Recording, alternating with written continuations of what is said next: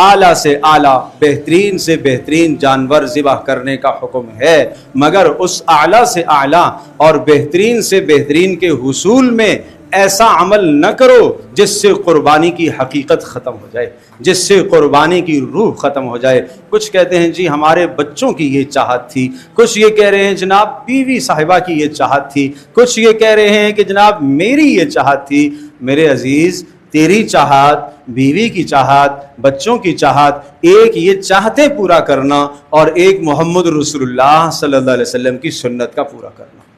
ایک ہے قربانی کی حقیقت کو پانا، ایک ہے قربانی کی روح کو حاصل کرنا، ایک ہے قربانی کا فلسفہ حاصل کرنا، قربانی کا مقصد حاصل کرنا، اور ایک ہے خواہش کو پورا کرنا۔ ساری زندگی خواہشات پوری کرتا رہا، شادی کے موقع پر بھی خواہشات، خوشی میں بھی خواہشات، غمی میں بھی خواہشات، تو کیا عبادت میں بھی خواہش ہی پوری کریں گے؟